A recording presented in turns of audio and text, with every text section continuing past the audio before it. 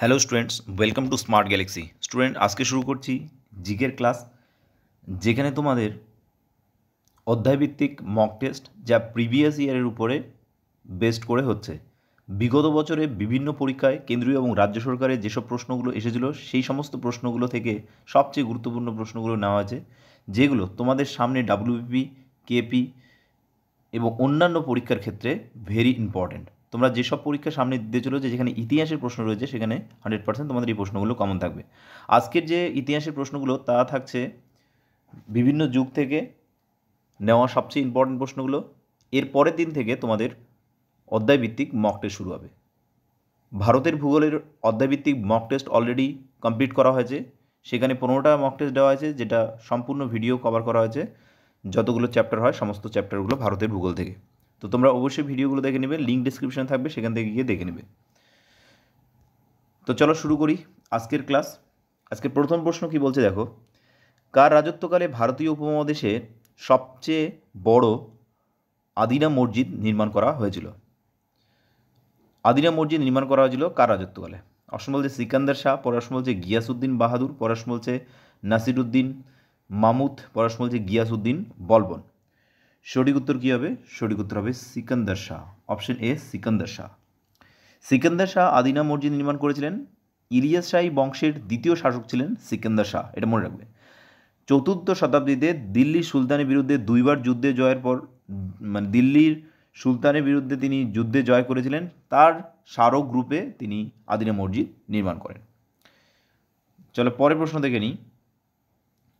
2 নম্বর প্রশ্ন কি বলছে দেখো, কোন ভারতীয় রাজার সাম্রাজ্য ভারতের বাইরে বিস্তৃত ছিল? ভারতের বাইরে বিস্তৃত ছিল কোন ভারতীয় রাজার সাম্রাজ্য? অপশন বলছে কনিষ্ক, চন্দ্রগুপ্ত মৌর্য, পরশন বলছে অশোক, পরশন বলছে কনিষ্ক ও চন্দ্রগুপ্ত মৌর্য উভয়।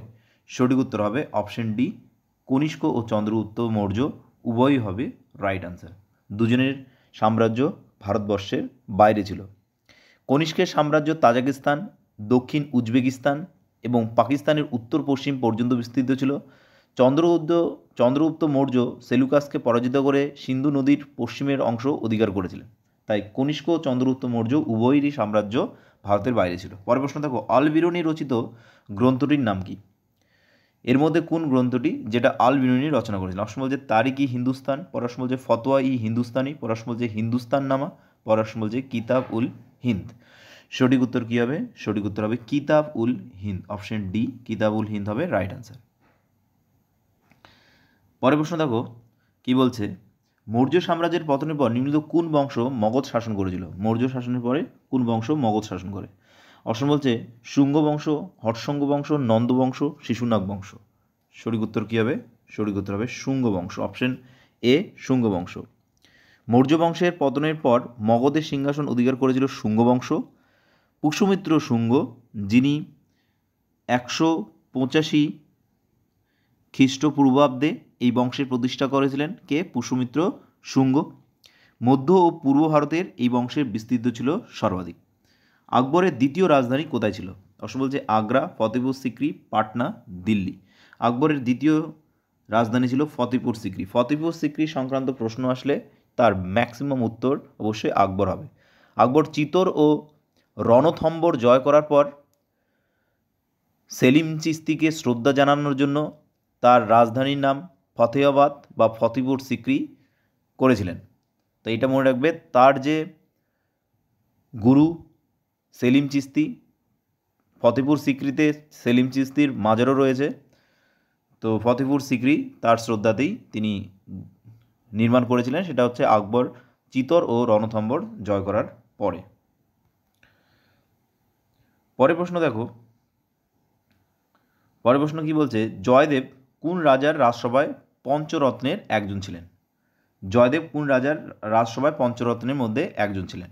অপশন বলছে বল্লাল সেন, ধর্মপাল, দেবপাল, লক্ষণ সেন। সঠিক উত্তর হবে কি? লক্ষণ সেন। লক্ষণ সেনের রাজসভায় পঞ্চরত্ন ছিল। পঞ্চরত্নের মধ্যে উল্লেখযোগ্য হলেন কবি জয়দেব। তার বিখ্যাত গ্রন্থ হলো গীত গোবিন্দম। মনে রাখতে হবে, তার বিখ্যাত গ্রন্থ হলো গীত গোবিন্দম। খুবই ইম্পর্টেন্ট, মনে রাখবে এটা। গীত গোবিন্দম কে রচনা করেন? কবি জয়দেব। পরের প্রশ্ন 7 নম্বর প্রশ্ন দেখো, কোন লিপিতে সম্রাট অশোকের শিলা রচিত হয়েছিল? কোন লিপিতে? ব্রাহ্মী, পালি, মাগধী, দেবনাগরী। সঠিক উত্তর হবে কি? মাগধী লিপিতে সম্রাট অশোকের শিলা রচিত হয়েছিল। সম্রাট অশোকের শিলার পাঠ্যোদ্ধার এখনও করা হয়নি। আচ্ছা, ব্রাহ্মী লিপিও ব্যবহার করা হয়েছিল, এটাও মাথায় রাখতে হবে। ভারতের পশ্চিমে যে সমস্ত লিপিগুলো পাওয়া গেছিলো সেগুলো সংস্কৃত ভাষায় অনুরূপ কোনো ভাষা লেখা হয়েছিল, কিন্তু সেটা হচ্ছে পালি নয় বা দেবনাগরী নয়, সেটা ব্রাহ্মীর কাছাকাছি মাগধী ভাষায় রচিত হয়েছিল। পরে দেখো, an era of darkness the British Empire in India গ্রন্থটির লেখককে? রমেশ দত্ত, অমলেশ ত্রিপাঠী, শশী থারু, হামিদ আনসারি। সঠিক উত্তর হবে অপশন সি, শশী থারু। শশী থারু এই বইটি রচনা করেন। শশী থারু কেরালার তিরুবনন্তপুরম কেন্দ্র থেকে ভারতীয় জাতীয় কংগ্রেসের টিকিট জিতে লোকসভা সদস্য হয়েছিলেন, লোকসভার সাংসদ হয়েছিলেন। এর আগে তিনি রাষ্ট্রসংঘের আন্ডার সেক্রেটারি জেনারেল পদে কর্মরত ছিলেন। সাংসদ হওয়ার পর তিনি ভারতীয় বিদেশ মন্ত্রকের রাষ্ট্রমন্ত্রী হিসাবে পদে নিযুক্ত ছিলেন। পরেরটা দেখো, 9 নম্বর প্রশ্নটা কি বলছে? কোন ধর্মীয় শাখার মতবাদ জনপ্রিয় করার জন্য হর্ষবর্ধন কৌনজের সম্মেলন আহ্বান করেছিলেন? অসম বলছে শ্বেতাম্বর, মহাযান, হীনযান, কোনোটি নয়। সঠিক উত্তর কী হবে? সঠিক উত্তর হবে মহাযান। মহাযান। দেখো, 643 খ্রিস্টাব্দে মহাযানপন্থী যারা হচ্ছে বৌদ্ধ ধর্মাবলম্বী, বৌদ্ধ ধর্মদের দুটো প্রধান গোষ্ঠী ছিল, একটা হচ্ছে মহাযান আর একটা হলো হীনযান। তো 643 খ্রিস্টাব্দে মহাযানপন্থী বৌদ্ধ ধর্মাবলম্বীদের মতবাদের সরলীকরণের জন্য কৌনজের সম্মেলন আহ্বান করা হয়। সেই সম্মেলন জনপ্রিয় করেছিলেন কে? হর্ষবর্ধন। কোথায়? কৌনজে। 18টি রাজ্যের রাজারা এই সভায় উপস্থিত হয়েছিলেন। প্রায় 3000 ব্রাহ্মণ এবং জৈন ধর্মাবলম্বী মানুষ এবং 3000 বৌদ্ধ সন্ত যারা তারা এখানে উপস্থিত ছিলেন। হীনযান ও মহাযান দুই সম্প্রদায় থেকে উপস্থিত হয়েছিল লোকজন। এছাড়াও নালন্দা মহাবিহার যেটা, সেখান থেকে 1000 বৌদ্ধ সন্ত উপস্থিত ছিলেন এই সম্মেলনে। আর মনে রাখতে হবে যে এই যে সম্মেলনটা, কৌনজে যে সম্মেলনটা হয়েছিল, এই সম্মেলনে চীনা পর্যটক হিউয়েন সাং তিনি সভাপতিত্ব করেছিলেন। এইটা মাথায় রাখবে, চীনা পর্যটক হিউয়েন সাং। পরের প্রশ্ন দেখো, দিল্লির কোন সুলতান উত্তর ভারতে বিভিন্ন শহর স্থাপন করেছিলেন? দিল্লির কোন সুলতান উত্তর ভারতে বিভিন্ন শহর স্থাপন করেছিলেন? অপশন বলছে আলাউদ্দিন খলজি, পর অপশন বলছে মোহাম্মদ বিন তুগলক, পর অপশন বলছে ফিরোজ শাহ তুগলক। সঠিক উত্তর কী হবে? সঠিক উত্তর হবে অপশন সি, ফিরোজ শাহ তুগলক। ফিরোজ শাহ তুগলক তিনি উত্তর ভারতে বিভিন্ন শহর স্থাপন করেছিলেন। যেই শহরগুলোর মধ্যে উল্লেখযোগ্য জৌনপুর, ফতেহাবাদ, হিসার, ফিরোজপুর, এই সমস্ত শহরগুলো নির্মাণ করেছিলেন ফিরোজ শাহ তুগলক। তিনি ফিরোজাবাদ নির্মাণ করেন 1354 খ্রিস্টাব্দে। এটা ইম্পর্টেন্ট। ফিরোজাবাদ নির্মাণ করেছিলেন কবে? 1354 খ্রিস্টাব্দে। চলো পরের প্রশ্ন দেখিনি। 11 নম্বর প্রশ্ন কি বলছে? স্বাধীনতার সময় ভারতের জাতীয় কংগ্রেসের সভাপতি কে ছিলেন? স্বাধীনতার সময় ভারতের জাতীয় কংগ্রেসের সভাপতি কে ছিলেন?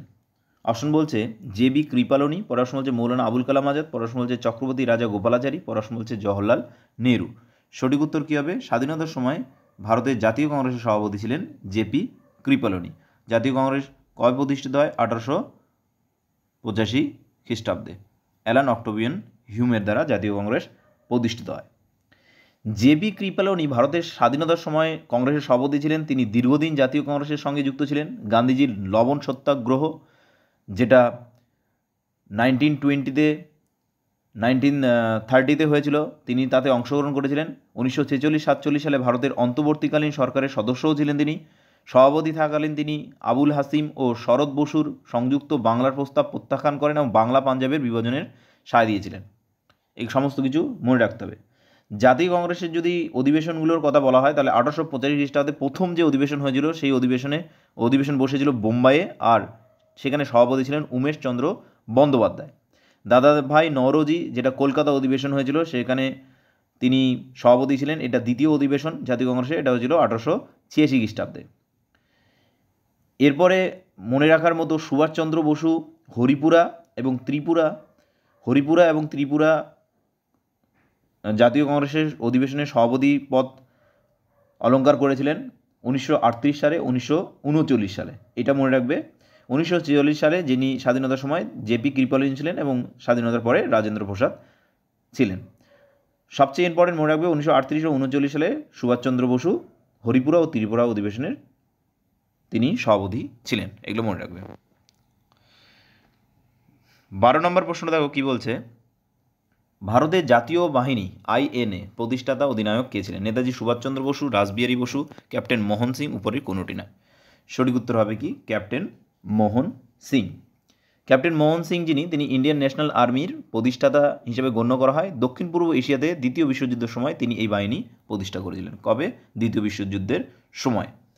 দ্বিতীয় বিশ্বযুদ্ধ কবে হয়েছিল? 1939 থেকে 1945 এই সময় তিনি কি করেছিলেন? আইএনএ প্রতিষ্ঠা করেছিলেন, যেটা হলো ইন্ডিয়ান ন্যাশনাল আর্মি। কোথায়? দক্ষিণ পূর্ব এশিয়াতে। পরের প্রশ্ন দেখো, দিল্লির কোন সুলতান অধুনা কাগজের নোটের মতো টোকেন মুদ্রার প্রচলন করে? সেই সময় কাগজের নোটের মতো টোকেন মুদ্রার প্রচলন করেছিলেন কোন শাসক দিল্লির? গিয়াসুদ্দিন তুগলক, ফিরোজ শাহ তুগলক, মোহাম্মদ বিন তুগলক, এদের কেউ নয়। সঠিক উত্তর কী হবে? সঠিক উত্তর হবে মোহাম্মদ বিন তুগলক। মোহাম্মদ বিন তুগলককে ইতিহাসের পাগলা রাজা বলা হয়। তিনি 1329 থেকে 30 সালে টোকেন মুদ্রার প্রচলন করেন, যাতে পিতল ও তামার মুদ্রার সমান মূল্য হয় এবং রৌপ্য মুদ্রার অনুরূপ হয়। তিনি এই মুদ্রা কার্যকরী করতে কোনো পদক্ষেপ না করাতে ব্যর্থ হয় এবং অনেক জাল মুদ্রায় বাজার ছাপিয়ে যায়। প্রতিটি ঘরেই তামা ও পিতলের মুদ্রা তৈরি শুরু হওয়ার ফলে রাষ্ট্রের অর্থনীতি সম্পূর্ণরূপে ভেঙে যায়। তো ইতিহাসে তাকে পাগলা রাজা বলে। এরও অনেকগুলো কারণ রয়েছে। পরের প্রশ্ন দেখো, মহাত্মা গান্ধীর রাজনৈতিক গুরু কে ছিলেন? অপশন বলছে গোপাল কৃষ্ণ গোখলে, পড়াশোনা বলছে বাল গঙ্গাধর তিলক, মহাদেব গোবিন্দ রানাডে, নাকি অরবিন্দ ঘোষ। মহাত্মা গান্ধীর রাজনৈতিক গুরু যিনি ছিলেন তিনি হলেন গোপাল কৃষ্ণ গোখলে। এবার গোপাল কৃষ্ণ গোখলে সম্পর্কে মনে রাখবে যে 1905 সালে বেনারসে যে জাতীয় কংগ্রেস সভা হয়েছিল, কবে? 1905 সালে তিনি সেখানে কিন্তু সভাপতি ছিলেন। গোপাল কৃষ্ণ গোখলে 1905 সালে, এটা মনে রেখো। আর গোপাল কৃষ্ণ গোখলে সম্পর্কে যদি আরও জানতে চাও তাহলে গোপাল কৃষ্ণ গোখলেকে গুরু হিসাবে স্বীকার করেছিলেন 1918 সালে। তিনি এটা গান্ধীজি নিজেই বলেছিলেন। ভারতবর্ষ সম্পর্কে সম্যক ধারণা লাভের জন্য গোখলের পরামর্শেই দক্ষিণ আফ্রিকা থেকে ফেরার পর গান্ধীজি সমগ্র দেশে পরিবহন করেছিলেন। পরের প্রশ্ন দেখো, মর্লে মিন্টো সংস্কার কত সালে হয়? 1911, 1907, 1909, 1919। মর্লে মিন্টো সংস্কার এর মধ্যে কবে হয়েছিল? 1909 সালে। অপশন সি 1909 সালে। পরাধীন ভারতবর্ষে ব্রিটিশ শাসনাধীন থাকার সময় যে সকল সাংবিধানিক সংস্কার করা হয়েছিল মর্লে মিন্টো সংস্কার তাদের মধ্যে উল্লেখযোগ্য ছিল। এই সংস্কার দ্য ইন্ডিয়ান কাউন্সিল অ্যাক্ট 1909 নামেও পরিচিত। মনে রাখতে হবে ইন্ডিয়ান কাউন্সিল অ্যাক্ট 1909। এই সংস্কার আইন অনুযায়ী ভারতের নির্দিষ্ট কিছু সরকারি কাজে ভারতীয়দের যোগদানের বিষয়ে ছাড় দেওয়া হয়েছিল। এটা হলো মর্লে মিন্টো সংস্কার। কবে হয়েছিল? 1909 সালে। পরের প্রশ্নটা দেখি। পরের প্রশ্ন কি বলছে? পরের প্রশ্ন বলছে হিন্দু পেট্রিয়ট পত্রিকার সম্পাদক কে ছিলেন? হিন্দু পেট্রিয়ট পত্রিকার সম্পাদক। অপশন বলছে শিশির কুমার ঘোষ, হরিশ্চন্দ্র চ্যাটার্জি, সুরেন্দ্রনাথ ব্যানার্জি, মতিলাল ঘোষ। সঠিক উত্তর কী হবে? সঠিক উত্তর হবে হরিশ্চন্দ্র চ্যাটার্জি। অপশন বি হবে রাইট অ্যান্সার। তিনি প্রধান কর্ণধার ছিলেন হিন্দু পেট্রিয়ট পত্রিকার। এটা কলকাতা থেকে সাপ্তাহিকভাবে প্রকাশিত হতো। সাপ্তাহিক পত্রিকা একটি কোথা থেকে প্রকাশিত হতো? কলকাতা থেকে। এটি ইংরেজি ভাষায় প্রকাশিত হতো আর ব্রিটিশদের হাতে নীল চাষিদের অত্যাচারের কাহিনী হিন্দু পেট্রিয়ট পত্রিকায় তুলে ধরা হয়। হিন্দু পেট্রিয়ট পত্রিকা শুধু নীল নয়, আরও বিভিন্ন সাঁওতাল বিদ্রোহ এবং অন্যান্য প্রচুর বিদ্রোহের তারা প্রতিবাদ করেন, বিরুদ্ধে বিভিন্ন আন্দোলন, সাঁওতাল বিদ্রোহ থেকে অন্যান্য বিভিন্ন আন্দোলনে তারা সমর্থন করেন এবং ব্রিটিশদের বিরুদ্ধে নিয়মিত লিখেন। পরের প্রশ্ন, উত্তর ভারতের 3 প্রধান বংশধারাকে শেষ করেছিল ব্রিটিশদের কোন যুদ্ধের দ্বারা? উত্তর ভারতের 3 প্রধান বংশধরকে। অপশন বলছে চুচুড়ার যুদ্ধ, পরের সঙ্গে পলাশির যুদ্ধ, পরের সঙ্গে পানিপথের যুদ্ধ, পরের সঙ্গে হচ্ছে বক্সারের যুদ্ধ। বক্সারের যুদ্ধ হবে রাইট অ্যান্সার। বক্সারের যুদ্ধ কবে হয়েছিল? 1764 খ্রিস্টাব্দে মীর কাসিমের সঙ্গে রবার্ট ক্লাইভের। এরপরেই বাংলা থেকে নবাবী শাসন সম্পূর্ণরূপে বিলুপ্ত হয়ে যায়, মনে রাখবে। 18 নম্বর প্রশ্ন দেখো কি বলছে। কোন ঐতিহাসিক পুঁথিতে ভারতীয় রূপমুদ্রাকে রুপিয়ার নামে অভিহিত করা হয়? রুপিয়া বা রূপা নামে অভিহিত করা? অপশন বলছে ভগবদ্গীতা, পুরাণ, উপনিষদ, অর্থশাস্ত্র। সঠিক উত্তর হবে অপশন ডি, অর্থশাস্ত্র। অর্থশাস্ত্র কে রচনা করেন? অর্থশাস্ত্র রচনা করেছিলেন কৌটিল্য। কৌটিল্যের অর্থশাস্ত্র। পরের প্রশ্ন দেখো, কলিঙ্গ যুদ্ধ সম্বন্ধীয় তথ্য জানার মুখ্য সূত্র কী? কলিঙ্গ যুদ্ধের যদি সম্পর্কে আমরা জানতে চাই তাহলে এর মধ্যে কোন সূত্র থেকে আমরা জানতে পারবো? দিব্য বন্দনা, মহাভামসা, প্রস্তরলিপি 13, শিলালিপি 7, কোনটা থেকে আমরা জানতে পারবো কলিঙ্গ যুদ্ধ সম্পর্কে? কলিঙ্গ যুদ্ধে কে ছিলেন? অশোক ছিলেন।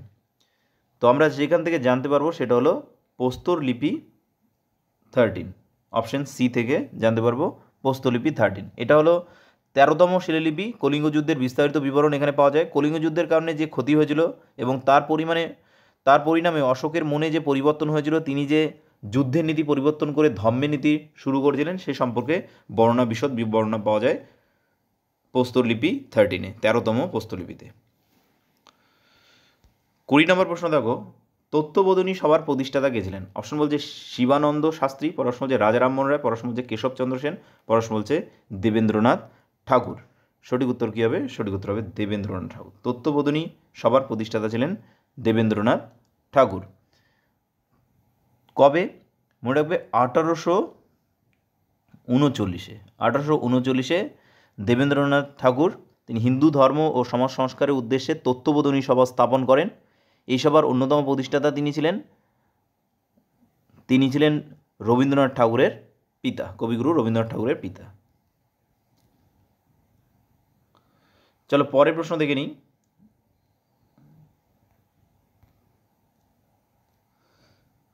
21 নম্বর প্রশ্নটা, 1942 সালে ভারত ছাড়ো আন্দোলনের সূচনার সময় ভারতের ভাইসরয় কে ছিল? 1942 সালে যখন কুইট ইন্ডিয়া মুভমেন্ট চলছিল তখন ভারতের ভাইসরয় কে ছিল? অপশন বলছে উইলিংটন, পরশ্ন বলছে লিথিঙ্গো, লর্ড মিন্টো, ওয়াবেল। সঠিক উত্তর কী হবে? সঠিক উত্তর হবে উইলিংটন। অপশন এ উইলিংটন হবে রাইট অ্যান্সার। 1942 সালে ভারত ছাড়ো আন্দোলনের সূচনার সময় ভারতের ভাইসরয় লর্ড লিথিঙ্গো ছিল। 1936 থেকে 44 পর্যন্ত তিনি ভারতের ভাইসরয় হিসেবে নিযুক্ত ছিলেন, লর্ড লিথিগো। আচ্ছা, এটার উত্তর হবে লর্ড লিথিগো। পরের প্রশ্ন দেখো, ইন্ডিয়ান ইন্ডিপেন্ডেন্স লীগ কে গঠন করেছিলেন? Indian independence League. অপশন বলছে চিত্তরঞ্জন দাস, পরের প্রশ্ন বলছে রাসবিহারী বসু, পরের প্রশ্ন বলছে সুভাষচন্দ্র বসু। সঠিক উত্তর কী হবে? রাসবিহারী বসু ইন্ডিয়ান ইন্ডিপেন্ডেন্স লীগ প্রতিষ্ঠা করেন। ইন্ডিয়ান ইন্ডিপেন্ডেন্স লীগ রাসবিহারী বসু গঠন করেছিলেন। এটা উদ্দেশ্য ছিল ব্রিটিশ শাসনের অবসান ঘটানো ভারত থেকে। পরের প্রশ্ন দেখো, 23 নম্বর প্রশ্নটা কি বলছে, কার জন্মদিনে ভারতের শিক্ষক দিবস হিসেবে পালন করা হয়? অপশন বলছে রাধাকৃষ্ণন, পরের প্রশ্ন লালা রাজপথ রায়, পরের প্রশ্ন বলছে রাজেন্দ্র প্রসাদ, পরের প্রশ্ন বলছে অরবিন্দ ঘোষ। এটার উত্তর আমরা সবাই জানি। আজকে শিক্ষক দিবস, প্রতি বছর 5 সেপ্টেম্বর শিক্ষক দিবস পালন করা হয়। আর মনে রাখবে 5 অক্টোবর সেটা হচ্ছে বিশ্ব শিক্ষক দিবস, আর 5 অক্টোবরটা আমাদের ন্যাশনাল টিচার্স ডে। এটা পালন করা হয় রাধাকৃষ্ণনের জন্মদিন উপলক্ষে। রাধাকৃষ্ণন 1888 খ্রিস্টাব্দে 5ই সেপ্টেম্বর জন্মগ্রহণ করেছিলেন। কবে? 1888 খ্রিস্টাব্দে। পরের প্রশ্ন দেখো, হাতের তালুতে চক্র চিহ্নটি দ্বারা জৈন ধর্মে কী বোঝানো হয়? হাতের তালুতে যে চক্র চিহ্ন রয়েছে তার দ্বারা জৈন ধর্মে কী বোঝানো হয়? অপশন বলছে ধর্ম, অহিংসা, নির্বাণ নাকি প্রকৃতি। জৈন ধর্মের অত্যন্ত গুরুত্বপূর্ণ একটা বিষয় সেটা হলো অহিংসা। এই অহিংসাটা হাতের তালুতে চক্র চিহ্নিত প্রতীকের মাধ্যমে বোঝানো হয়।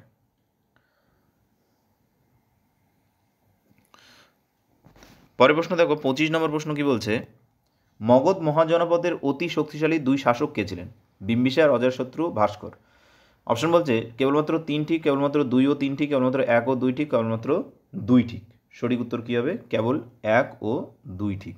অর্থাৎ এখানে অতি শক্তিশালী যে রাজা ছিল তা হলো বিম্বিসার ও অজাতশত্রু। বিম্বিসার এবং তার পুত্র অজাতশত্রু ছিলেন মগধ মহাজনপদের সবচেয়ে শক্তিশালী 2 শাসক। বিম্বিসার অতি পরিকল্পিতভাবে মৌর্য সাম্রাজ্যের বিস্তার করেছিলেন। অজাতশত্রু তার পিতার পদাঙ্ক অনুসরণ করেছিলেন। তার রাজত্বকালে মগধ উত্তর ভারতের শক্তিশালী রাজ্য হিসেবে পরিণত হয়েছিল। মনে রাখবে, বিম্বিসার এবং তার পুত্র অজাতশত্রু। তো পরের প্রশ্ন চলে যাই। 26 নম্বর প্রশ্ন কি বলছে দেখো, কোন সাম্রাজ্যের শাসনকালে গান্ধার শিল্প বিকশিত হয়েছিল? সাতবাহন, কুষাণ, গুপ্ত, মৌর্য। সঠিক উত্তর কী হবে? সঠিক উত্তর হবে কুষাণ। পরেরটা দেখো, কোন সৌধের রং গোলাপি? হাওয়া মহল, মতিমহল, অজয় মহল, মুমতাজ মহল। সঠিক উত্তর কী হবে? সঠিক উত্তর হবে হাওয়া মহল। কোথায় রয়েছে? জয়পুরে হাওয়া মহল। পরেরটা দেখো, মুন্ডা বিদ্রোহ কে নেতৃত্ব দিয়েছিল? মুন্ডা বিদ্রোহের নেতৃত্বটা কে দিয়েছিলেন? অপশন বলছে বিরসা, পরের বলছে বাপট, সিধু, পরের বলছে কোড়া মান্না। সঠিক উত্তর হবে বিরসা মুন্ডা। বিরসা মুন্ডা তিনি হচ্ছেন মুন্ডা বিদ্রোহের নেতৃত্ব দিয়েছিলেন বিরসা মুন্ডা। তাকে ধরতি কি আবা বলা হয়, ধরতি আবা বলা হয়ে থাকে। বিক্রমশিলা বিশ্ববিদ্যালয় স্থাপন করেছিলেন কে? বিক্রমশিলা বিশ্ববিদ্যালয় এর মধ্যে কে স্থাপন করেছিলেন? অপশন বলছে ধনপাল, গোপাল, দেবপাল নাকি শশাঙ্ক। সঠিক উত্তর কী হবে? সঠিক উত্তর হবে ধর্মপাল। খুবই ইম্পর্টেন্ট, বিক্রমশিলা বিশ্ববিদ্যালয়ে যিনি স্থাপন করেছিলেন তিনি হলেন ধর্মপাল। তিনি পাল বংশের রাজা, পাল বংশের প্রতিষ্ঠাতা হলেন গোপাল। মনে রাখবে। পরের প্রশ্ন 30 নম্বর প্রশ্নটা কি বলছে দেখো, পিটের ভারত শাসন আইন কত সালে প্রণীত হয়? অপশন বলছে 1784, পরের প্রশ্ন বলছে 1781, পরের প্রশ্ন বলছে 1773, পরের প্রশ্ন বলছে 1858। তো পিটের ভারত শাসন আইন যেটা সেটা হয়েছিল 1784 খ্রিস্টাব্দে।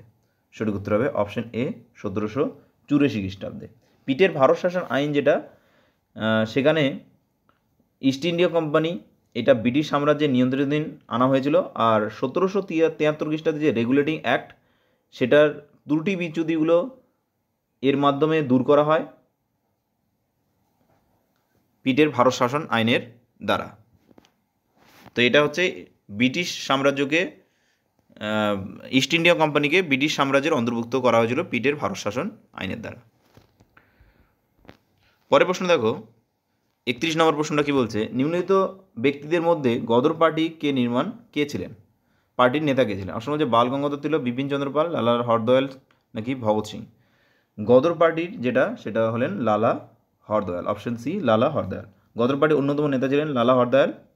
আমেরিকা ও কানাডার বসবাসকারী বিশেষ করে শিখ সম্প্রদায়ের মানুষের নিয়ে গদর পার্টি গড়ে উঠেছিল। ভারতের স্বাধীনতা লাভই ছিল এই পার্টির মুখ্য উদ্দেশ্য। গদর পার্টির অন্যান্য যারা নেতা ছিলেন তারা হলেন কর্তার সিং সারাবা, মোহাম্মদ বরকতুল্লাহ, সোহল সিং, রাসবিহারী বসু এবং আব্দুল হাফিজ মহাশয়। পরের প্রশ্ন দেখো, 32 নম্বর প্রশ্ন কি বলছে, 1919 সালে 23 নভেম্বর সর্বভারতীয় খিলাফত সম্মেলনের সভাপতি কে নির্বাচিত হয়েছিলেন? অপশন বলছে সুভাষচন্দ্র বসু, মতিলাল নেহরু, লালা লাজপত রায়, মহাত্মা গান্ধী। সঠিক উত্তর হবে মহাত্মা গান্ধী।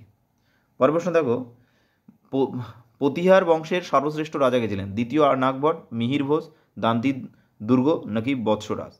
প্রতিহার বংশের সর্বশ্রেষ্ঠ রাজা কে ছিলেন? মিহির ভোজ। অপশন বি মিহির ভোজ ছিলেন প্রতিহার বংশের সর্বশ্রেষ্ঠ রাজা। প্রতিহার বংশের তিনি সর্বশ্রেষ্ঠ রাজা। তিনি একজন পণ্ডিত ব্যক্তি ছিলেন। তার আমলে প্রতিহার বংশ উভয় উত্তর পশ্চিম শতদ্রু নদী থেকে দক্ষিণ নর্মদা নদী এবং পূর্বে বাংলা পর্যন্ত বিস্তার লাভ করেছিল। 34 নম্বর প্রশ্নটা কি বলছে দেখো, মারাঠি পাক্ষিক সংবাদপত্র বহিষ্কৃত ভারত কে প্রকাশিত করেছিল? অপশন বলছে বীর Savarkar, Vinoba Bhave, doctor B R Ambedkar, Lokmanya Tilak. সঠিক উত্তর কী হবে? সঠিক উত্তর হবে doctor B R Ambedkar. Option C doctor B R Ambedkar হবে সঠিক উত্তর। 1927 সালের 2রা এপ্রিল মারাঠি পাক্ষিক সংবাদপত্র বহিষ্কৃত ভারত পত্রিকাটি সূচনা করেন ডক্টর বি আর আম্বেদকর। এই সংবাদপত্রের মাধ্যমে দেশের রাজনৈতিক ও সামাজিক পরিস্থিতি সবিস্তারে আলোচিত হতো এবং এছাড়াও গুরুত্ব দেওয়া হতো অস্পৃশ্যতা ও দলিতদের উত্থানের বিষয় সম্পর্কে। পরের প্রশ্ন দেখো, কোন মুঘল সম্রাট সাম্রাজ্যের নৃত্য ও সঙ্গীত নিষিদ্ধ করেছিলেন? সাম্রাজ্যের নৃত্য ও সঙ্গীত নিষিদ্ধ করেছিলেন যে সম্রাট তিনি হলেন অরঙ্গজেব। অরঙ্গজেবকে বলা হয় জীবন্ত পীর।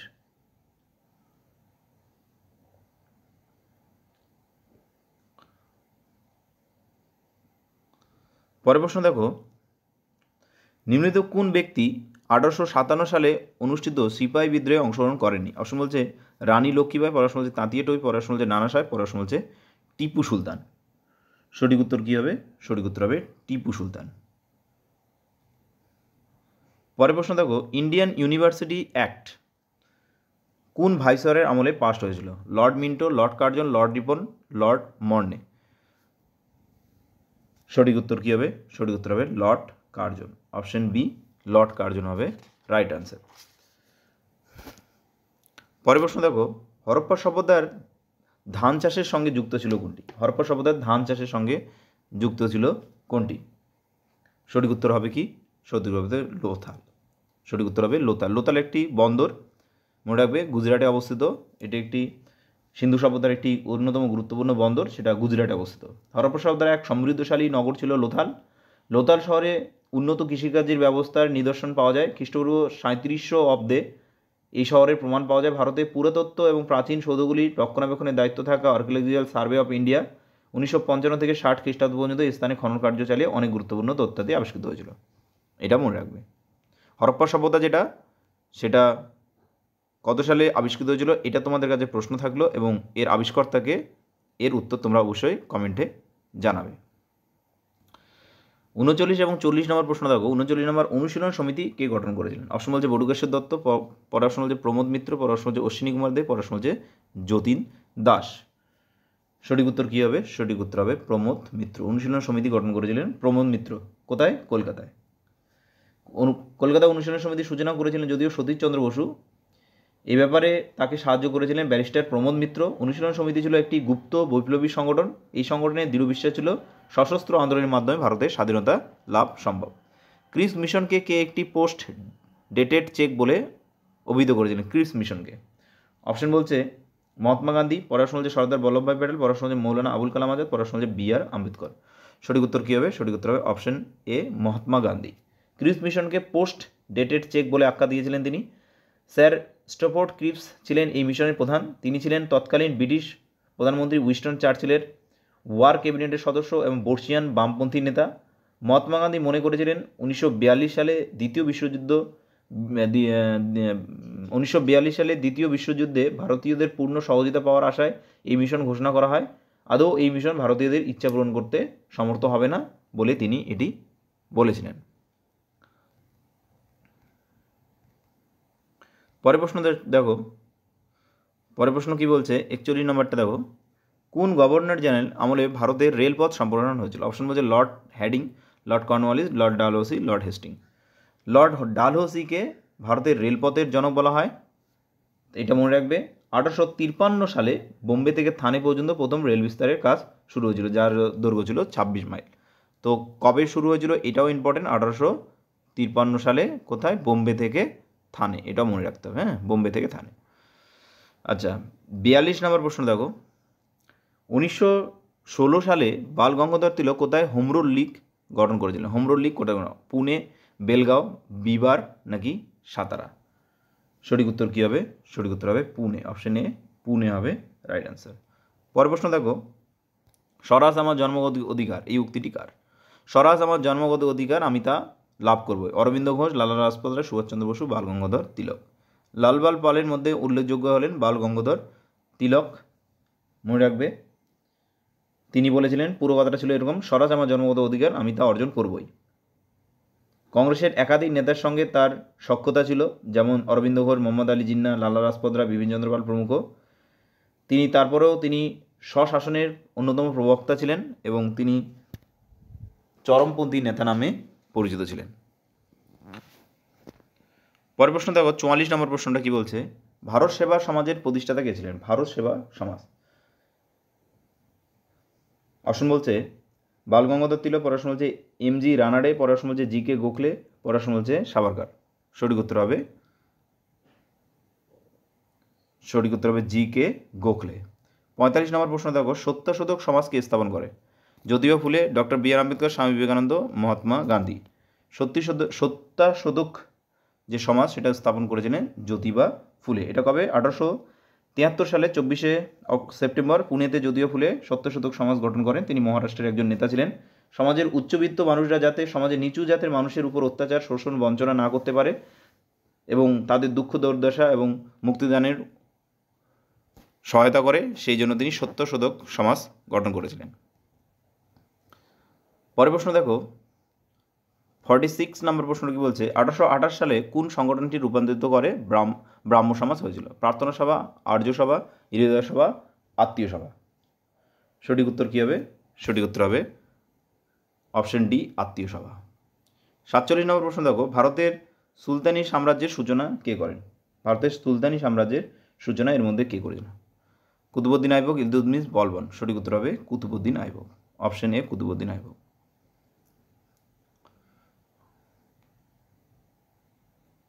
পরের প্রশ্ন দেখো, 48 নম্বর প্রশ্ন বলছে কোন সালে মহাত্মা গান্ধী দক্ষিণ আফ্রিকা থেকে ভারতে ফিরে এসেছিলেন?